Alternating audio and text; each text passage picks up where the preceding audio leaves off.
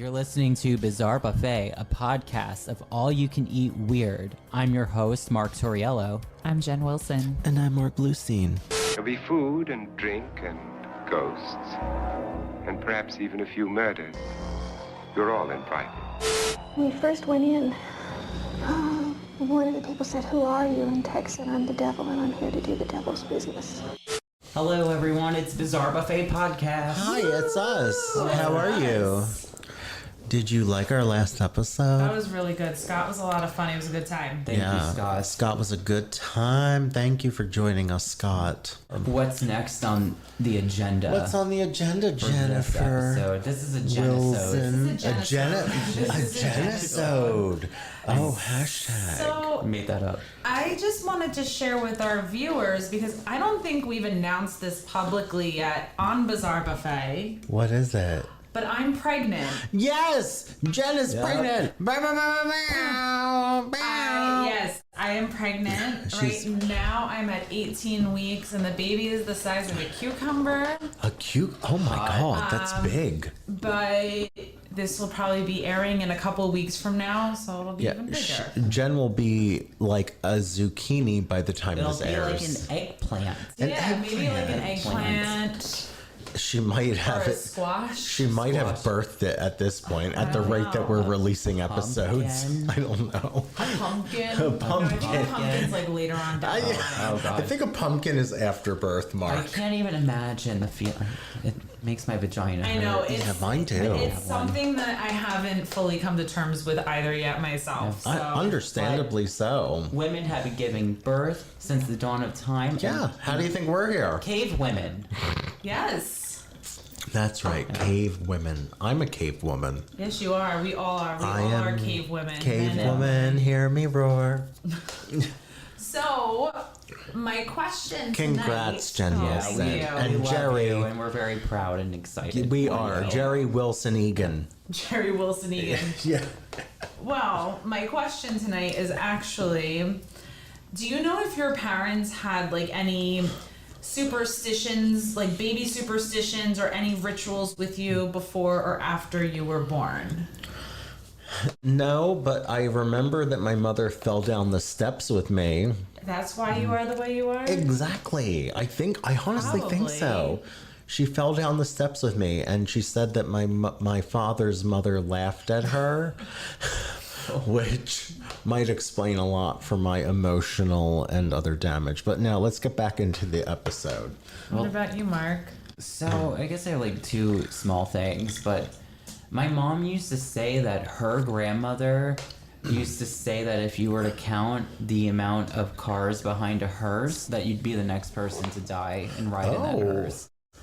And then also allegedly, and I'm not trying to like be a Miss Cleo Go ahead, Sylvia Brown. or a Sylvia Go Brown, ahead. but I'm gonna do it anyway. Yeah, we knew it. So apparently and allegedly, my parents said that when I was a toddler, I used to talk about the before, meaning the you little before I was creep. born. I feel like I've heard that before with other people. Like, I feel like that's actually kind of common. Yeah, like past life weird shit. Yeah. But I don't have any like memories of being like a prince No. No, me neither. No, me neither. I don't have any of those memories. or a cow. I remember my mom telling me that my grandmother wasn't very happy with the fact that she was having a baby shower. Not grandmother from the other episode. Oh, the birthday the cake. other grandmother. My mom's mom. Yeah.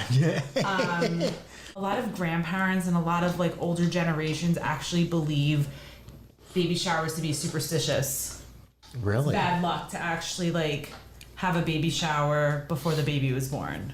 Really? God forbid something happens, I guess. Like, anything is possible. Yeah, But, I get it. Yeah. you know, Yeah. Keep the receipts. keep their... Yeah. Exactly. Absolutely. I Keep the mean- gift receipt. I know for me, like, the one thing that Jerry and I made very clear is that we're keeping the baby's name to ourselves between the two of us. Because it's like... I see all of these people who already name their baby, and then they have like a baby shower with the baby's name all over the place, and like, what if you name your baby Thomas, and then the baby comes out and you look at the baby and the baby doesn't look like a Thomas. Yeah, it looks like a Fred. It looks like a Or Fred. Shaniqua. Or- Yeah, or a Bonquiqui. Exactly. So, and then you're stuck with like all of these gifts with the name Thomas on it. Yeah, Thomas Bonquiqui, Wilson Egan. No, or just what if the gender's different? Yeah, That too. You know, that's yeah, That too. absolutely. A lot of common rituals in the U.S. for babies to welcome them into the world are things like baptisms. Were you baptized? I'm sure you were. unfortunately, Yeah, and me I too. yelled at my parents Were you? about it. I was too, but Recently. I'm contemplating going to the Satanic Temple unbaptizing sequence. And circumcisions. Mark, did you have a bris? Yeah, I mean, I don't know if I had a bris, but I think I'm circumcised. Not that Jen Wilson You needed to are, know I've this. seen it Yeah, once or Mark, twice. yeah, once or twice because we are Catholic. Yeah. So under the sheet, yeah. And then for the more like non-traditional folk, there's something called a naming ceremony, which is like the non-religious baptism. Oh, It's like a so welcoming ceremony for like the baby it's kind of like the atheist version of baptism. yeah, I love that. Yeah, they call it naming ceremony. We're gonna call it Michael Myers. Yeah, why not? But tonight, we're traveling around the world to learn about a ritual that involves the placenta. Ooh, placenta rituals? Yes. I'm all about I told it. you this one was going to be a silly one. I can't wait. So, what exactly is a placenta? So, it's an organ that develops in the uterus during pregnancy. See, I didn't even know it was an organ, Jen. There you go. Yeah. See, you I learned didn't something even know new. that. Thank you. This is like health class we never went to. Didn't mean to cut you off. No, it's excited. go ahead. We're excited. So you both are never planning on having children, so you're educating yourself. Yeah, and I don't have a placenta. Well, we all actually were born with placentas. This structure kind of like provides oxygen, nutrients for the growing baby. It also removes waste products from the baby's blood. Okay. So the placenta attaches to the wall of the woman's uterus, and then the baby's umbilical cord arises out of it. It's usually attached to the top, side, front, or back of the uterus. Now, after the baby's born, the placenta, or as some people call it, the afterbirth, is no longer needed. Okay. Okay? Different cultures dispose of the placenta differently. While some societies, like us, we discard the placenta as biological waste, others hold ceremonies to honor the placenta for an essential role in the baby's life. Oh. So actually, Kim Kardashian. Oh, this fucking, yeah. She made the whole placenta thing like here famous by eating it on Keeping Up with the Kardashians after like she had one of her kids. It was like a thing. She fucking ate the placenta. It's very I witchy. don't get it. So in many traditional communities, people believe that the condition of the placenta will predict the child's future skills and abilities. Oh, no way. Yeah. It's also believed that the improper handling of the placenta can affect the health of the mother or the child. What? That's some witchcraft. Exactly. So the rituals for the handling of the placenta must be performed precisely and with great care. Many of these rituals can involve washing the placenta in a special fluid or liquid, wrapping it with certain fabrics or plants, maybe placing it in a vessel, or sometimes burying the placenta in an appropriate location. Oh. Right? I'm going to bury my placenta. The first place we're going today is to Bali, Indonesia. Oh, hello, Indonesia. Do we have any listeners there? That's a good question. We will after this. Yeah, we might. We might. So in Bali, the placenta is called Ari-Ari. It is considered the physical body of the child's guardian angel. Oh.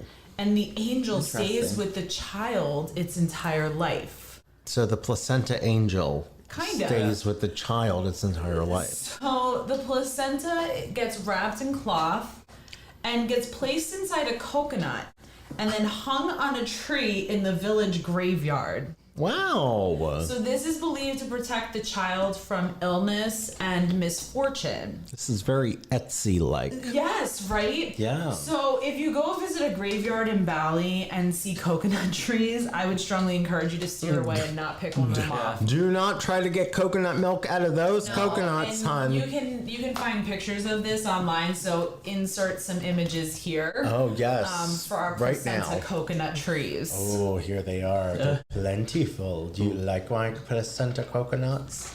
The next place we're going to is South Asia. In Hmong culture, they believe that a person has a spiritual connection with his or her placenta throughout life, kind of like the whole guardian angel thing. Okay. So the placenta gets buried with great care, and there's a ritual at home. The placenta is believed to be a spiritual jacket that the baby wore to come into this world.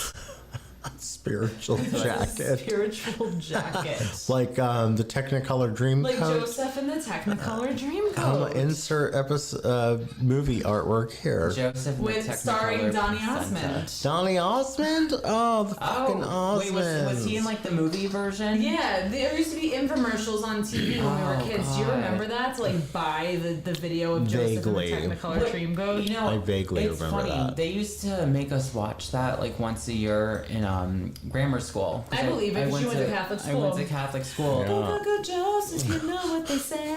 But like it was Technicolor Dreamcoat. But Yeah. it was so hypocritical because they made us wear school uniforms, which are very like drab. But then like the coat was rainbow. It was like a gay pride float. Well, And they were like, Jesus is allowed to be gay. Yeah. You have to be straight. I just Exactly. remember the one song. It was like "Return to Laughing," and then the kids went. Yeah, they have it. There's a Awkward. children's ensemble, and the kids are like, it's a very weird musical. I mean, the music is great. The lyrics, maybe not so much. How dare you offend Joseph? So going back to this spiritual jacket, once the baby lived his or her life, the spirit will, after death, retrace its life journey back to the very site of the placenta burial to recover the placenta. So their spirit can again wear the placenta as a spiritual jacket Okay. that will allow them to cross back over to the other side. Oh, that's interesting. Wow. So I never thought of it in that it's kind of like way. a before. winter, rain, summer jacket. It's like a seasonal Or jacket. like almost like armor to go back Yeah. into the Dream Right. next chapter. And the Hmong word for placenta literally means jacket. Oh, weird. Jack Placenta. So my baby inside me right now is wearing a spiritual jacket. It's wearing a spiritual placenta jacket. Okay. That's so cute. Fashion, all the rage, in vogue. The last one, this one's my favorite, okay? Okay. We're going to China. Hey guys. Hi, China. So, according to traditional Chinese medicine, the placenta is considered a powerful and sacred yang tonic. This tradition is over 2,000 years old and has recently made a comeback. Really? Yes, although the trade in organs has been banned since 2005 in China. It's actually, Womp womp. it has been reported that about 10% of new parents take their placenta home with them after birth. That's a pretty big percentage. Right? Considering Do they put it in like a little Ziploc bag and? We're gonna get there. Oh, I'm dying to know. they make snackables. The health-giving qualities of placenta are currently creating a buzz in a lot of Western cultures, especially China, where some believe it can help ward off postnatal depression, improve breast milk supply, and boost energy levels. Oh, holistic. In China, the placenta is believed to have anti-aging qualities. I've heard stuff like that before. So, like Kim Kardashian, Yeah. these Chinese women will eat their placenta. Is Kim Kardashian Chinese? She's so rich, she could have like plastic surgery. So I know, she's not but fooling me. also I was watching episodes of My Strange Addiction, and there was a woman who was drinking her own urine to cure her Oh, melanoma. I remember that. Yeah, and she was like, ready? Everybody listening, you ready? She was like, I had to stop eating certain things Because, like, asparagus makes your pee taste terrible. Why does this sound like the Jiggly Juice poop cult? Oh my god, insert episode artwork here. here. It does. It I know. actually, that is accurate as fuck. There's something about Yeah. asparagus that makes pee have a certain It scent. does. Yeah. There's a certain odor after you eat asparagus. Hashtag asparagus And then pee. sometimes I go to the bathroom and I forget that I ate asparagus until I go to the bathroom. Yeah, and then you're like, oh wow, I know what I had Oh, last shit, I night. know what I had. Yeah. Jerry, did you like the asparagus? When I have my asparagus pee, I'm like, ooh, good for you, because I feel like it's the asparagus kicking in and making you healthy. I know. No, for I me- disagree. Really? You don't think so? Wishful No, thinking. I don't know. I think it's a health. I feel good about it. Yeah, I'm like, Oh. ooh. Y'all need My Strange Addiction asparagus pee episode. But I know for me that it's normally like the first 2 peas after I eat asparagus, and then after that I don't smell Well, asparagus. we had anymore. asparagus last night for dinner. Oh, ew. Was it good?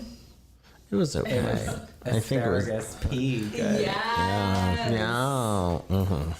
Gross.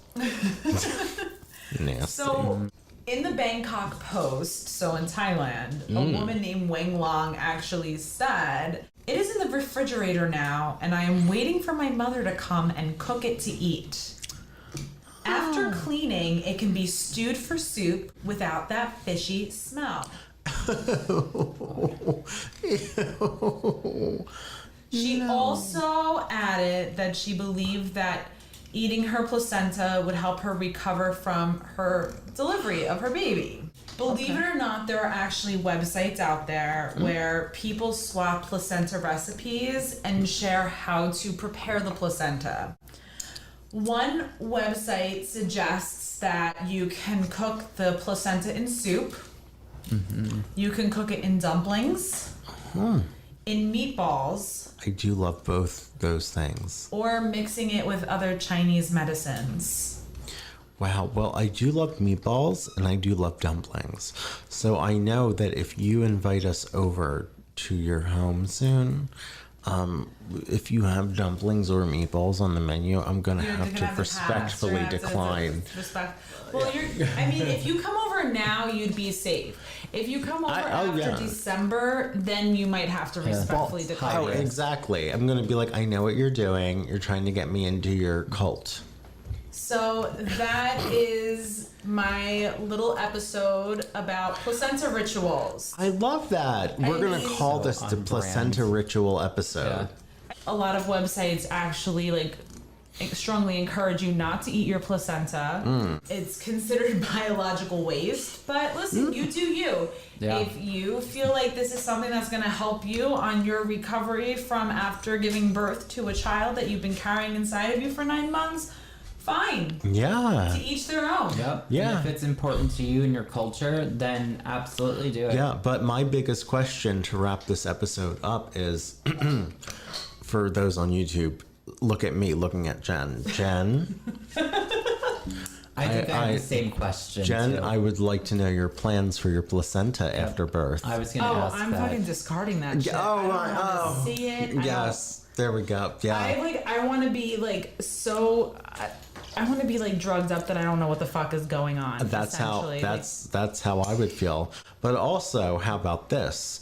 For patreon.com/bizarre buffet, we could raffle off Jen Wilson's placenta. No, I'm just kidding. I don't think any of you would want my placenta. I wouldn't want to give you my placenta. Exactly. There's a lot of there's a combination of issues. There's here. a lot of issues there. Like, how would we ship that to our winner who Can you- would be winning the placenta? Can you Uber imagine? Eats. Because at the post office, they're like, "Are there any fragiles, Yes, liquids?" my placenta. Yeah, actually, we're mailing placenta via USPS to a Patreon winner. Didn't this rings a bell. I feel like when we did our Facebook Marketplace finds episode, wasn't one of insert artwork. wasn't That's an old school one. that was one of our earlier ones, but wasn't there a Facebook Marketplace thing and it was placenta recipes? It was a book of placenta recipes. I believe it. Oh, that sounds familiar. Maybe I'm making this up. We're like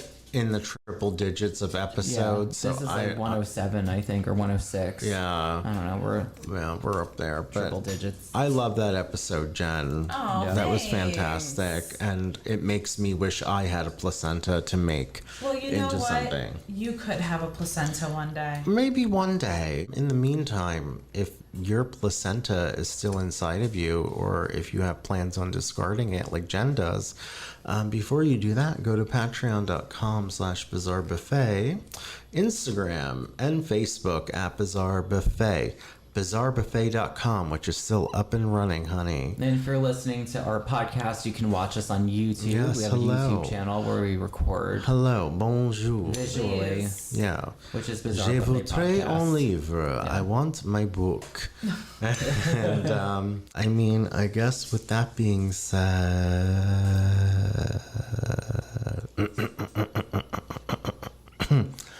my name is Michelle Pfeiffer, the placenta demon. And I am a bowl of placenta soup. Beautiful. And I'm the umbilical cord, and I'm gonna go and hang myself with it. Oh, so macabre. Don't. Chop, chop.